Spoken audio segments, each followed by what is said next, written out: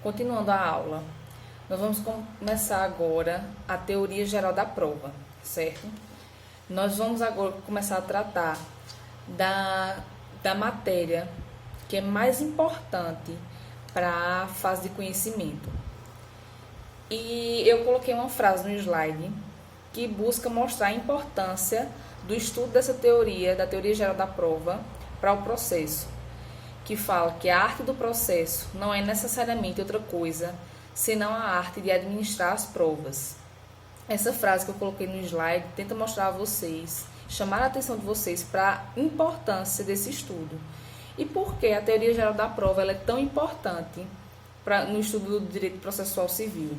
Porque a arte e a forma de se produzir a prova é fundamental para o deslinde do processo. O que isso quer dizer? Que a produção da prova, certo? O que se consegue provar no processo é o ponto-chave para se conseguir, ou no caso do autor, a consecução da pretensão do direito material que se busca naquele processo, ou no caso do réu, se conseguir que seja levada a efeito a defesa que foi feita através da contestação. Então, a partir do momento que você consegue provar aquilo que você está alegando, seja na petição inicial, seja na petição de defesa do réu, você vai ser provavelmente vitorioso naquela demanda. Então, tudo gira no processo, na parte de conhecimento, com o que você consegue provar nos autos. Se você conseguir efetivamente comprovar aquilo que você está alegando, seja na questão da pretensão autoral, seja na questão da defesa, provavelmente você vai ter uma decisão favorável àquilo que você está pretendendo, que você está albergando no processo, certo? Daí a importância de se estudar de uma forma aprofundada e dedicada a essa teoria geral da prova. E os artigos que eu trago do Código de Processo Civil para esse estudo são os artigos 369 ao artigo 383, certo? Esse artigo 369 é um artigo que nós advogados, usamos muito na nossa petição inicial. Como eu falei para vocês no vídeo passado, que no final da petição inicial a gente sempre coloca um protesto por produção de provas. E geralmente nós utilizamos esse artigo 369 para fazer esse protesto, fazer esse pedido final na petição inicial para a produção da prova. Então, com base nisso, a gente vai ler agora esse artigo. Peguem aí o Código de Processo Civil de vocês e acompanhem, certo? A leitura desse artigo. E vamos ler aqui. O artigo 369 fala: as partes têm o direito de empregar todos os meios legais, bem como os moralmente legítimos, ainda que não especificados neste Código, para provar a verdade dos fatos em que se funda o pedido ou a defesa, e influir eficazmente na convicção do juiz. Então, o que a gente pode inferir desse artigo do Código de Processo Civil? Em primeiro lugar, a gente pode inferir que as partes, tanto autor como réu, eles podem se utilizar de qualquer meio de prova previsto legalmente, esse é o primeiro ponto, certo? Para chegar a comprovar o que está alegando. O segundo ponto, e continuando a leitura desse artigo, a gente vê que não só os meios legalmente previstos podem ser utilizados, mas também aqueles não especificados expressamente no Código de Processo Civil, certo? Contanto que sejam moralmente legítimos. Então, daí a gente vê que tem os meios típicos de produção de provas, que nós vamos ver aqui ao longo das aulas, quais são esses meios típicos de produção de provas, e os meios atípicos de produção de provas, que são aqueles meios que não estão previstos expressamente no Código de Processo Civil, mas que, diante da especificidade da causa, podem ser utilizados pelas partes para conseguirem comprovar aquilo que elas estão alegando, certo? Mas existe um limite para a utilização de um meio de prova, que é justamente o que é previsto no artigo, que deve ser meios moralmente legítimos, certo? Mesmo que não seja um meio tipicamente previsto pelo Código, tem que ser um meio moralmente legítimo. E nós vamos ver quais são os tipos de produção de provas e os meios de produção de provas que são considerados ilegítimos para a nossa legislação pátria e a jurisprudência também. certo? Isso ao longo das aulas sobre produção de provas. Então, o que se busca com a produção de provas? Nesse artigo 369, a gente também tem o objetivo dessa produção, que é justamente provar a verdade dos fatos, ou dos fatos que fundam o pedido do autor, ou dos fatos que fundam a defesa do réu. Então, o objetivo maior da produção de provas é justamente se chegar a essa verdade dos fatos, certo? Nós vamos ver ao longo dessa teoria geral que verdade é essa, que verdade efetivamente é essa que se busca com a produção de provas, certo? E que verdade é essa que se pode atingir com a produção de provas no processo. Então, a gente voltando aqui para os slides que eu passei para vocês, a gente pode ver que existe uma diferenciação entre meio de prova e fonte de prova. E qual é a diferença entre meio de prova e fonte de prova? Meio de prova, ou meio de produção de prova, que vocês escutam muito eu falar, que o meio de produção de prova, eu não falo efetivamente em prova, né? O meio de produção de prova é a técnica que se utiliza durante o processo para extrair a informação de uma determinada prova. Então, é a técnica que se utiliza, é um meio desenvolvido para se chegar à verdade que aquela prova pode trazer para o processo. E quais são esses meios de prova? É justamente as técnicas previstas pelo Código de Processo Civil e as técnicas que a gente já viu no vídeo sobre audiências de instrução e julgamento.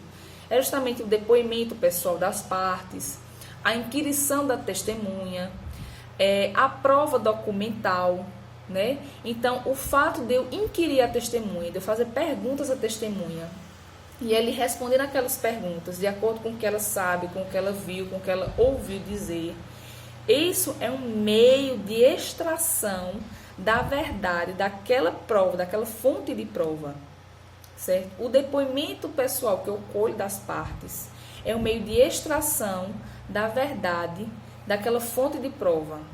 Então, os meios de produção de prova, os meios de prova, são as técnicas utilizadas para extrair a verdade da fonte da prova. E o que é uma fonte de prova? Fonte de prova são as coisas, as pessoas ou os fenômenos dos quais a gente pode extrair essa pretendida verdade, certo? De onde a prova jorra. Então, numa prova documental, a apresentação daquele instrumento no processo é o meio da prova, o meio de prova. Mas a prova em si, a fonte da prova é justamente aquele documento. O que está naquele documento, daquele documento vai jorrar a prova. E o meio de extração é a instrumentalização daquele documento no processo. Da prova testemunhal. Qual é a fonte da prova? A fonte de prova é a pessoa, né? É a própria testemunha, aquele indivíduo que viu o fato, que ouviu falar sobre o fato, que tem algo a dizer ou a esclarecer sobre o fato. Então, aquela pessoa ela é a fonte de prova. E o meio de prova é a extração das informações daquela pessoa através da inquirição, das perguntas feitas pelo juiz na audiência de instrução e julgamento, certo? E muito se fala sobre o direito fundamental à prova. Diante dos textos que eu passei para vocês, doutrinários, né? Eu não sei se vocês chegaram a perceber ou se desenvolver essa compreensão, mas é um questionamento que eu levanto para vocês, para que vocês reflitam. O que vocês acham sobre o alegado direito fundamental à prova? O direito de produzir provas é um direito constitucional, é um direito fundamental previsto às partes. Realmente as partes têm esse direito fundamental, a gente pode falar em um direito fundamental à produção de prova. Na minha concepção, sim. E por que eu falo que sim? Porque na minha concepção, no que eu estou passando para vocês e de vários doutrinadores também entendem que realmente a produção de provas é um direito fundamental das partes. Porque o direito à produção de provas nada mais é do que um deslinde do direito fundamental ao contraditório, certo? Ao contraditório e à ampla defesa. Por quê? Porque no momento que na petição inicial, eu falo o que eu quero, eu coloco o que eu quero, eu argumento o que eu quero, eu afirmo o que eu quero, o que eu pretendo, para chegar àquela tutela jurisdicional, o réu ele tem que ter garantido o direito de produzir uma prova que conteste aquilo que eu aleguei na petição inicial, certo? Vamos supor o seguinte exemplo. Eu requeri uma indenização, entrei com ação de indenização por danos materiais e morais. Digamos, vamos falar daquele caso que já foi tratado em sala de aula, do acidente de trânsito. Eu estou numa via e outro carro colide com o meu, gerando uma indenização material óbvia e, porventura, uma alegada indenização, um dano material, digamos, melhor dizendo, e um dano moral. E eu coloco isso e peço no processo que eu seja indenizada por aquele réu, porque ele bateu no meu carro, certo? E eu tenho direito a essa indenização, porque ele foi o culpado, ele que cometeu o ato ilícito, naquelas delimitações que a gente já falou de responsabilidade civil. Então, nesse caso, ele tendo cometido o ato ilícito, certo? Ocorrendo o dano, que foi o prejuízo material e moral alegado na petição inicial, ocorrendo o nexo causal, certo? Entre a conduta ilícita dele e o dano, no caso os prejuízos material e moral, e também ocorrendo a questão subjetiva, eu comprovando dolo ou culpa concorrida pelo agente, então eu peço ao juiz que ele me indenize. E eu alego nos autos que a culpa foi dele e, enfim, eu não trago exatamente as provas, eu não trago filmagem, eu não trago nenhum tipo de boletim de ocorrência no momento do acontecido e simplesmente alego. Nós já vimos que se o réu for revel, ou seja, se ele não comparecer ao processo, ou se ele comparecer, mas não apresentar defesa, que é a contestação, que ele pode simplesmente aparecer para indicar o advogado e não apresentar defesa, o que é que vai acontecer? Vai ser aplicado a ele os efeitos da revelia. E um dos efeitos da revelia é justamente se subsumir a confissão daqueles fatos alegados na petição inicial. Então, digamos que o réu não compareceu ou compareceu e foi revel, porque ele não apresentou defesa. Então, nesses casos, se não houver contradição entre o que eu aleguei e o conjunto, mais ou menos, probatório que existe na petição inicial, o juiz vai entender que realmente eu tenho direito de ser indenizada. Mas digamos que esse réu compareceu ao processo e teve a condição de apresentar uma produção de prova, certo? Um meio de prova para desconstituir o que eu coloquei na petição inicial. Digamos que realmente a culpa foi minha. Eu entrei de forma errada na via. Então, eu ocasionei o acidente de trânsito. Então, imagine se esse direito não fosse albergado ao réu. Se o juiz pudesse simplesmente dizer, não, você não tem direito à produção dessa prova, nesse momento, nesse contexto, nesse processo. Então, se não houver realmente uma efetiva proteção constitucional a esse direito, se não for entendido como direito fundamental, né, a gente pode pôr por terra o direito ao próprio contraditório e ampla defesa, porque esse réu ele teria estagnado, ele não teria garantido o direito dele de efetivamente discutir e comprovar em juízo de que ele não tem culpa. Então, garantido esse direito, o réu pode chegar nos autos e mostrar, não, eu tenho a filmagem do que aconteceu, eu tenho um relatório, no caso de Recife, da CTTU, né, que acompanhou todo o acidente, fez o boletim de ocorrência, mostrou que realmente eu estava certo na via e ela que entrou errado, por isso ocorreu a colisão. Então, ele traz prova documental, seja de vídeo, seja escrita, ele traz outros elementos de prova e consegue efetivamente desconstituir o que eu coloquei na petição inicial. E também para o autor, que nesse caso, se ele levantou outros fatos que não constam na petição inicial, isso é o que? Uma defesa indireta. E diante dessa defesa indireta, vai ser dada ao autor a possibilidade dele apresentar réplica e pode apresentar outros documentos, outros tipos de prova que tente corroborar com a petição inicial e desconstituir a defesa do réu. Então, diante disso tudo que nós conversamos, nós podemos perceber que, efetivamente, o direito à produção de provas tem que ser entendido como direito fundamental, porque ele decorre justamente desse direito constitucional, constitucionalmente previsto do direito ao contraditório e à ampla defesa, certo? E em que consiste esse direito fundamental à produção de provas? Eu delimitei 4 tópicos que estão nos slides passados para vocês. E o primeiro tópico é o direito à adequada oportunidade de requerer a prova, ou seja, no caso do autor, na petição inicial, como eu já falei no vídeo anterior, na petição inicial, no finalzinho, existe o protesto por produção de provas, em que o autor vai dizer quais as provas que ele acha necessário que sejam produzidas para comprovar suas alegações de fato. No caso do réu, na contestação, ao final da contestação também existe o protesto por produção de provas, em que o réu vai dizer também quais as provas que ele pretende que sejam produzidas. E existe um outro momento em que as partes geralmente são instadas a falar nos autos e dizer ainda quais as provas efetivamente que pretendem produzir, que é depois do saneamento do processo, aquela fase que a gente já falou de saneamento, em que o juiz vai colocar os pontos controvertidos, vai dizer quais as provas que ele acha necessárias que sejam produzidas e vai abrir para que as partes, diante daquela delimitação, digam efetivamente quais são as provas que eles pretendem produzir e quais são as testemunhas, enfim. Então, o direito fundamental à produção de provas, em seu primeiro aspecto, é justamente esse direito à adequada oportunidade de requerer a prova. Então, eu como parte tenho que ter o direito de dizer ao juízo qual é o tipo de prova que eu acho que deve ser produzida para se chegar à verdade processual daqueles fatos, certo? O segundo aspecto desse direito fundamental seria o direito de produzir a prova efetivamente. Ou seja, não basta eu requerer a prova, eu tenho o direito de requerer a prova, mas eu não tenho o direito de produzir a prova.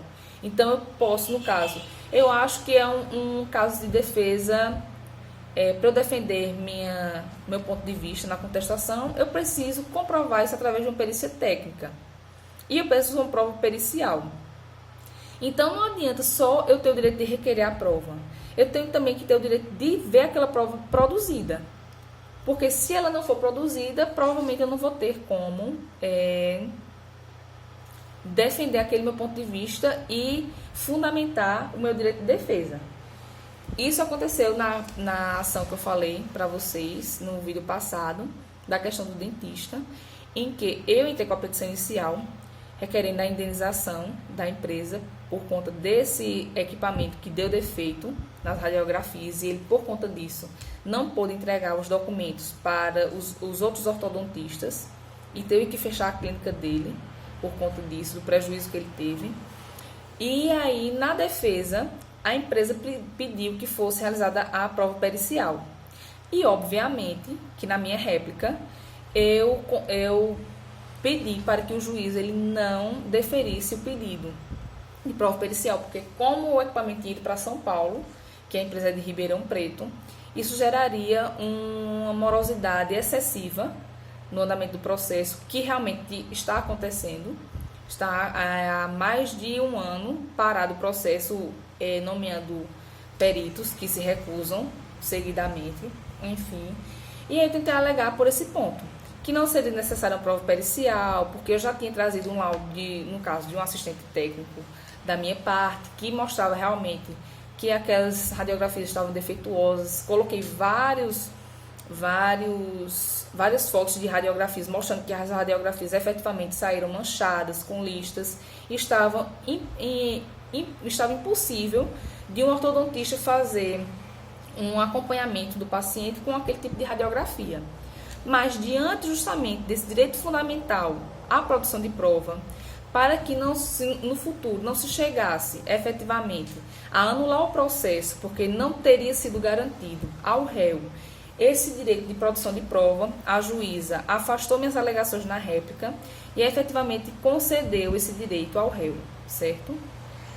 O terceiro ponto que eu trago desse direito fundamental à prova é o direito de participar da produção da prova. Então, pronto. Nesse caso que eu falei para vocês, vai existir um conflito desse terceiro interesse, ou melhor, desse terceiro viés do direito fundamental à produção da prova. Por quê? Porque nesse caso o equipamento foi recolhido da clínica de radiologia do meu cliente e foi enviado para Ribeirão Preto, certo? Então, como o equipamento está lá, obviamente que a prova pericial vai ser feita em São Paulo. E o que é que vai acontecer? Meu cliente ele vai ter que ou nomear um assistente técnico em São Paulo ou pagar para que o assistente técnico dele de Alagoas ele vá para São Paulo para acompanhar essa prova pericial. Porque as partes elas têm o direito à participação da produção dessa prova. Porque não adianta eu nomear um perito, o perito vai para lá e o assistente técnico da minha parte não acompanha. Então, ele não vai ter garantido o direito dele de que aquela prova pericial foi feita da forma correta. Porque não vai ter ninguém que efetivamente acompanhe essa produção de prova. E isso é muito importante. Esse é o terceiro viés desse direito fundamental. E o quarto e último viés desse direito fundamental à produção de prova que eu trago para vocês é justamente o direito ao exame pelo órgão julgador da prova produzida. E o que isso quer dizer? Imagine que você requereu a prova, que você teve a prova produzida e que você acompanhou a produção de prova. E aquela prova produzida está efetivamente nos autos. E o juiz, quando dá a sentença, ele passa por cima daquele laudo pericial, não considera, não justifica porque desconsiderou o laudo pericial e dá uma decisão totalmente ignorando aquela prova que foi produzida. Então, as 3 etapas anteriores, os 3 direitos anteriores, não serviram de nada. Porque aquela prova que deveria ter sido produzida para ser analisada na sentença, ela efetivamente não foi analisada pelo Poder Judiciário. Então, houve também aí, se isso acontecer, um prejuízo e um descumprimento desse direito fundamental. E quando eu falo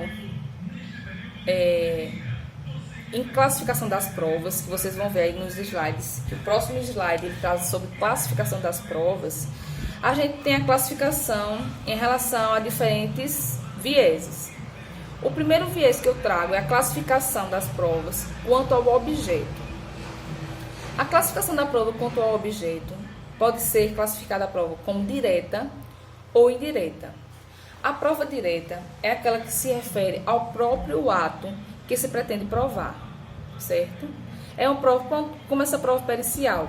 Eu quero provar nos autos que o equipamento que foi comprado pelo meu cliente e que foi recolhido pela empresa ré, ele efetivamente apresentava os defeitos que tornava aquele objeto, aquele bem, inapropriado para servir aos fins aos quais ele se destinava.